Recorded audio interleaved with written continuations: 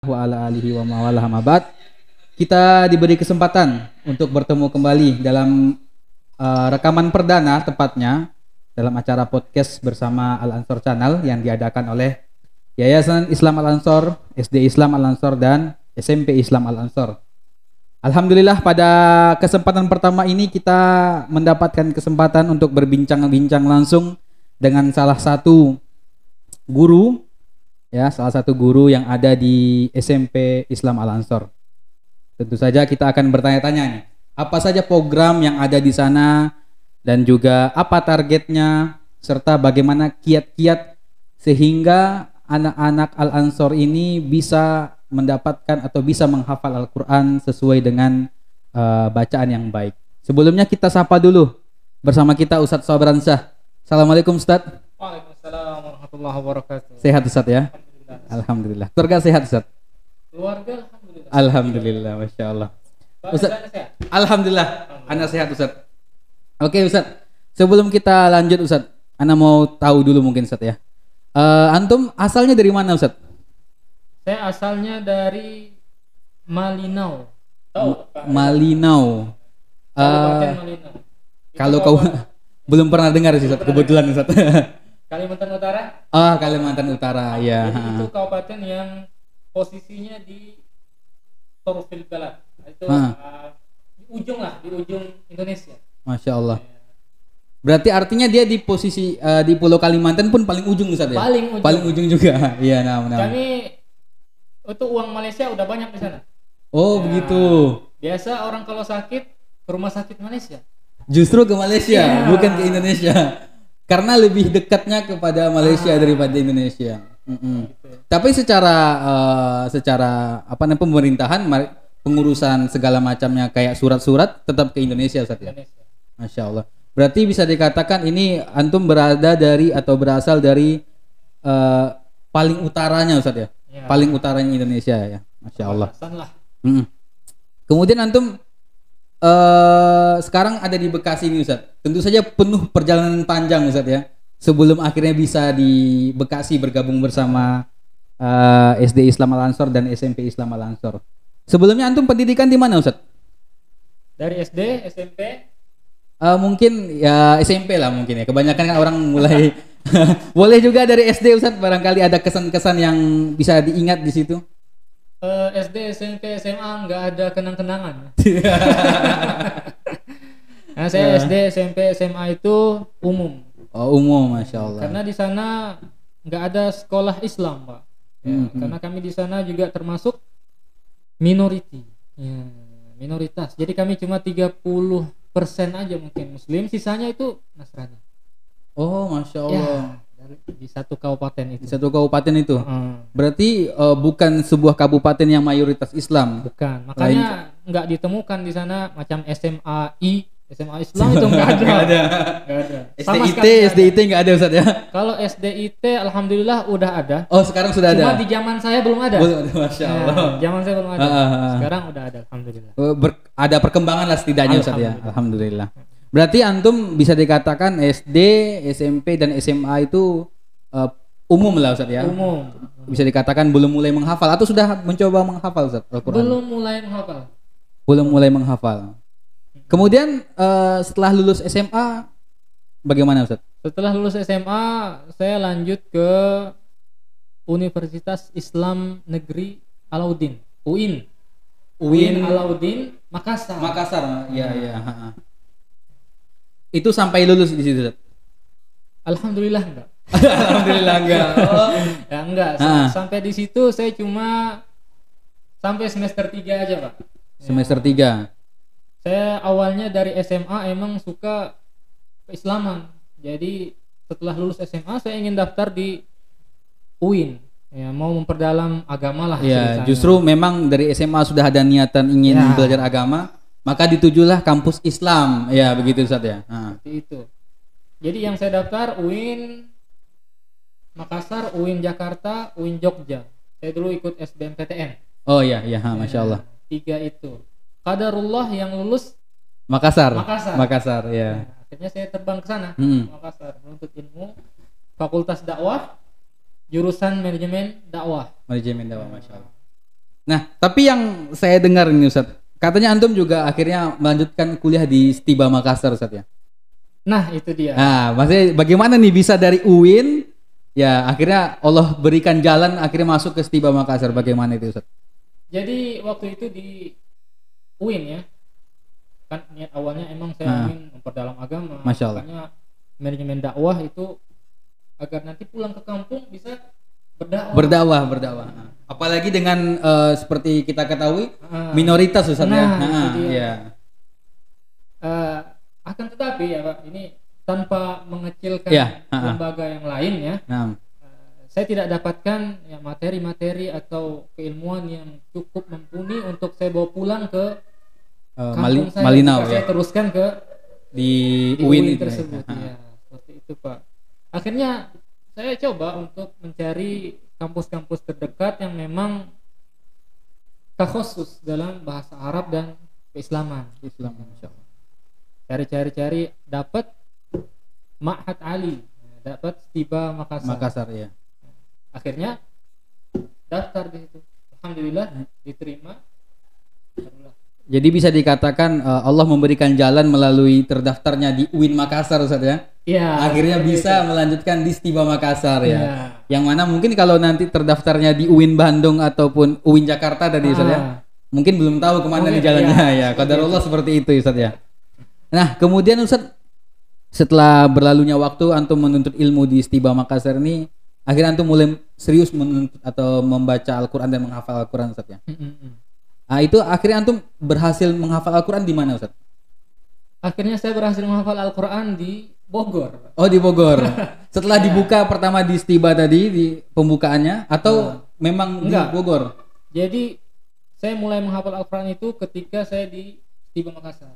Namun Stiba Makassar target hafalan Al-Qur'annya cuma sampai 10 juz ya. Yeah. Begitu lulus ya targetnya bisa mencapai 10 juz hafalannya. Tentu itu ya dirasa masih kurang 20 juz ya. Dari yang sempurna 30 Ustaz ya. Akhirnya setelah lulus di Stiba Makassar pengabdian Ustaz, karena di sana ada pengabdian. Harus pengabdian setahun. Jadi saya pulang kembali ke kampung saya, di sana saya mengabdi setahun. Setelah setahun mengabdi, saya langsung menikah, Ustaz. Masya Allah. Jadi hafalan saya sebenarnya belum 10 juz waktu itu, mungkin cuma 7 juz. Ustaz. Waktu yang pengabdian? Waktu pengabdian. Itu tahun 2019 sampai 2020. Berarti sekitar 2 tahun lalu Ustaz ya? 2 tahun lalu. Barusan. Masya Allah. Baru 7 juz mungkin. Setelah itu baru masuk ke Bogor. Setelah itu saya menikah. Oh, menikah dulu, belum menikah dulu. Baru ke Bogor setelah itu. Jadi bukan ke Bogor dulu menghafal Al-Qur'an, baru menikah, tapi ini kebalik Ustaz ya. Masya Allah. Sebenarnya impian saya menghafal dulu baru menikah. Menikah seperti itu. Impian saya sebenarnya. Iya. Qadarullah, Allah mendekatkan lebih dekat, lebih cepat ya jodoh saya, akhirnya saya menikah. Alhamdulillah, Masya Allah. Menghafal. Jadi setelah saya menikah baru saya berangkat ke Bogor, ke Ma'had Darul Hufaz. Ma'had Darul Hufaz di Bogor. Di Bogor. Nah, di situ saya menghafal kurang lebih setahun untuk menyelesaikan hafalan. Tapi ini dengan mohon maaf Ustaz ya. Biasanya kan ada kendala kalau sudah menikah atau dengan sudah berkeluarga, dengan pendidikan atau dengan hafalan itu biasanya agak lambat Ustaz. Tapi sejauh ini antum lancar Ustaz ya? Atau justru motivasi nih? Untuk hafalan insya Allah lancar. Kalau kendala yang seperti Pak Reza bilang ya memang cukup banyak. Ada saja Ustaz ya, ada saja kendalanya ya. Tapi bukan ada saja Pak, ada terus. Ada terus. Masya Allah. Masya Allah. Ya, jadi kita sampai jatuh bangun lah. Jadi kembali lagi ke orangnya Ustaz ya, bagaimana dia menyikapi hal tersebut ya. Nah, bisa dikatakan berarti cukup berat Ustaz ya, maksudnya apalagi kita sudah berkeluarga. Ya. Nah, mungkin Ustaz bisa sedikit sharing nih Ustaz, bagaimana judul kita pada hari ini adalah tips menghafal Al-Qur'an. Mungkin langkah pertama nih Ustaz, kira-kira untuk menghafal Al-Qur'an itu apa yang dimantapkan dulu Ustaz? Sebelum kita benar-benar ingin menjadi penghafal Al-Qur'an, apa yang perlu dimantapkan Ustaz? Silakan Ustaz. Ya, yang pertama ya Pak, kita kembali ke hadis Nabi SAW di kitab Arba'in ya. Di hadis pertama, innamal a'malu binniyat. sesungguhnya setiap amal itu tergantung Hmm. pada niatnya. Maka yang paling pertama itu kita benah adalah niat kita. Ya. Ini sebenarnya saya ngapal Quran untuk apa? Untuk orang-orang, Iya. untuk dibilang hafiz, untuk dibilang wah penghafal, wah hebat, hafal 30 juz gitu. Atau sebenarnya untuk mencari wajahnya Allah, ya, mencari keridhaannya Allah. Itu yang paling pertama. Nah, Ya, membenahi niat kita, Pak. Ya. Kalau niatnya sudah bagus, insya Allah Allah akan mudahkan untuk menghafal Al-Quran. Masya Allah. Jadi memang kunci yang pertama itu niat, Ustadz ya. Hmm. Jadi walaupun tidak sampai kita 30 juz, kalau sudah niatnya benar, insya Allah pahalanya lebih sempurna, Ustadz ya. Daripada dia apa namanya menghafal Al-Quran sampai 30 juz tapi niatnya ingin disebut sebagai seorang qori dan lain sebagainya, ini mungkin pahalanya bisa saja dikurangi oleh Allah, bahkan bisa dihapus, Ustadz ya. Iya. Betul, Ustadz ya. Lebih-lebih lagi diancam. Ya, bukankah 3 orang pertama yang masuk neraka adalah Iya, salah satunya qori itu? Masya Allah. Iya, Memang bahaya. bahaya sekali, Ustadz ya. Bahaya sekali. Jadi niat itu adalah kunci pertamanya. Jangan sampai kita justru niatnya ingin dipanggil sebagai qori sehingga kita mendapatkan azab sebagaimana disebutkan 3 orang yang pertama diazab, Ustadz ya. Nah, itu kan setelah itu antum berhasil menghafal dalam waktu 1 tahun, Ustadz ya. Sebenarnya ya, Pak, Hmm. waktu menghafal efektif saya itu cuma sekitar 4 bulanan. Ya, cuma sekitar 4 bulan atau 5 bulanan. Sisanya kebanyakan ngurus qadarullah ya, Ya, istri saya dulu sakit-sakitan ya, pulang balik ke rumah sakit. Jadi waktu efektif saya menghafal itu cuma sekitar 4 atau 5 bulanan. Nah, itu yang saya pakai untuk menghafal sekitar 20 juz. Mohon maaf nih, Ustadz, sebelum kita lanjut. Itu istri posisinya ikut ke Bogor, Ustadz? Ikut ke Bogor, Pak. Ikut ke Bogor, Masya Allah. Jadi kita ngontrak. Tadi Anda kira istri ditinggal dulu di tempat istri mungkin kan setelah menikah. Jadi antum merantau ke Bogor. Lagi-lagi impian saya begitu, Pak. Saya mau menikah, habis itu ya istri tinggal aja dulu di tempat keluarganya, habis itu saya menghafal. Tidak bisa. Nangis. Gak mau, akhirnya ya mau tidak mau berangkat Bawa juga ke Bogor ya, Masya Allah. Tapi alhamdulillah jadi penyemangat juga, Ustadz ya. Akhirnya bagaimana supaya cepat selesai ini bisa menghafal Al-Quran, jadi bisa lebih bebas bersama dengan keluarga mungkin, Ustadz ya. Nah, jadi idealnya antum waktu itu 4 sampai 5 bulan. Nah, kalau untuk orang umum nih, Ustadz, atau kita bisa bicarakan untuk seorang siswa ini. Kita mulai di Al-Ansor ini kan kita fokus di tahfiz juga, Ustadz. Sebenarnya dalam 1 juz itu berapa lama sih waktu yang diperlukan, Ustadz, untuk menghafal Al-Quran idealnya, Ustadz? Tentu masing-masing anak punya kemampuan menghafal yang berbeda-beda ya, Pak ya. Nah, Ustadz. Tapi mungkin idealnya dalam 1 bulan bisa hafal 1 juz. Dalam 1 bulan ya, itu kalau 1 hari 1 halaman ya, Pak ya. Kalau 1 hari 1 halaman, mungkin dalam 20 hari dia udah bisa selesaikan 1 juz. Sisa 10 hari murojaah yang 1 juz itu. Oh, jadi memang kan di dalam 1 juz itu biasanya 20 halaman, Ustadz, ya. Jadi dalam waktu 20 hari sudah bisa menyelesaikan 1 juz, 10 harinya untuk murojaah. Murojaah 1 juz itu. Ideal, paling mentoknya yang susah-susah ya mungkin 2 bulan lah. 2 bulan. Kalau mau ngapal setengah halaman 1 hari. Jadi itu kembali lagi nanti apakah niatnya benar-benar ingin menghafal Al-Quran atau tidak, Ustadz ya. Ini yang paling susah. Paling susah ya. Apalagi bisa dikatakan mungkin untuk ukuran siswa atau siswi itu mungkin mereka belum punya kesadaran penuh, Ustadz ya. Iya. Jadi memang kita sebagai guru yang memiliki kewajiban untuk memotivasi mereka. Nah, bagaimana untuk memotivasi anak-anak ini, Ustadz? Anak-anak ini supaya bisa meningkatkan hafalan mereka. Mungkin juga bisa antum sampaikan kepada penonton yang kita menyaksikan kita di YouTube saat ini, bagaimana atau motivasi antum terhadap bagaimana sih berkahnya, bagaimana kemuliaannya seorang penghafal Al-Quran, Ustaz. Silakan, Ustaz. Yang pertama saya selalu sampaikan kepada anak-anak saya yang saya ajar ya, bahwasanya seorang penghafal Al-Quran itu tidak akan disia-siakan Allah dimanapun ia berada. Ya. Kembali lagi bahwasanya seorang penghafal Al-Quran dimanapun ia berada, ia akan dimuliakan oleh Allah Subhanahu Wa Taala. ia ada di kantor dimuliakan, ia ada di kelas dimuliakan, ia ada di masjid lebih-lebih lagi dimuliakan. Ini yang pertama. Yang kedua, sebagaimana seorang anak ya pasti punya keterkaitan dengan orang tua. Nah, ini menjadi salah satu motivasi saya untuk menanamkan di hati-hati mereka bahwasanya dengan menghafal Al-Quran itu sebenarnya kalian sudah birrul walidain. Nah, masya Allah. Ya, dengan berbuat baik kepada orang tua, karena setiap kebaikan yang anak lakukan juga mengalir pahalanya kepada kedua orang tua. Orang tuanya, masya Allah. Itu, Jadi memang dimanapun seorang penghafal Al-Quran ini berada, dia akan menjadi mulia, Ustaz ya. Dimanapun, di kelas kah dia ketika menjadi siswa, ketika dia menjadi pekerja kah, ya, nah, Ustaz. Dan itu bahkan Allah selalu menampakkan kemuliaan orang ini, Ustaz ya. Walaupun dia tidak ingin, oh saya loh penghafal Al-Quran gitu, tapi Allah tampakkan kepada orang bahwa orang ini adalah orang yang mulia, Ustaz. Masya Allah. Demikian para penonton Al-Ansor Channel dimanapun Anda berada.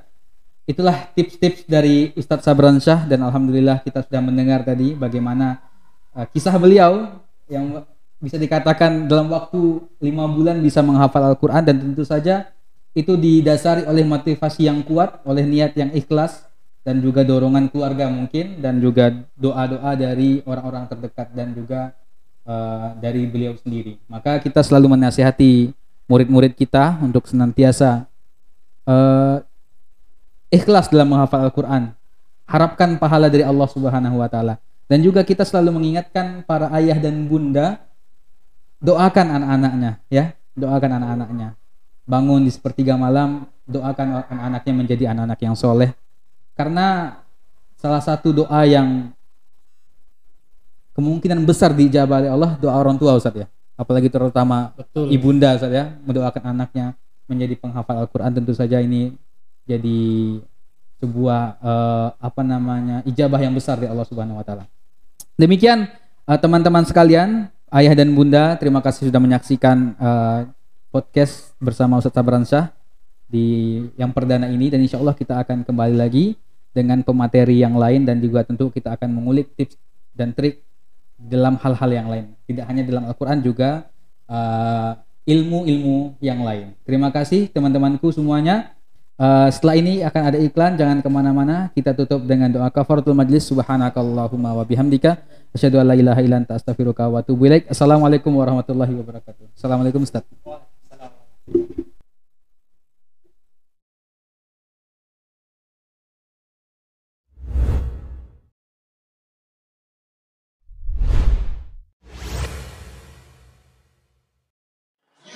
Can eat them. You can eat them. Do you know what's inside of the rock candy? Chocolate. Who wants some rock candy? You want some? You want some? You want some? Full sentence. You okay? Here, no. Look at me. Very good.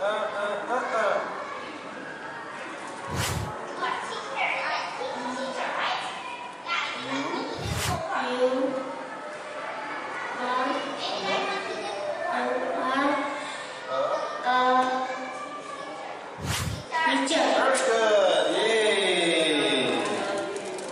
Okay.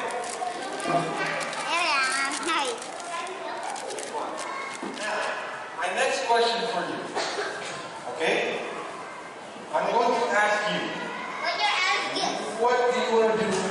What do you want to do for a living? And you have to answer with this one right here. Bum, bum, bum, bum, bum. Okay? Who wants to go first? Okay, what do you want to do for a living? Very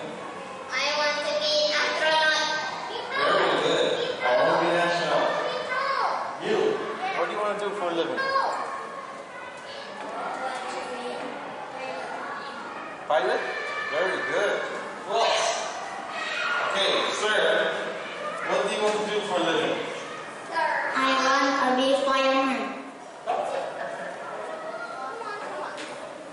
Face the crowd. Okay, go ahead. Ask her.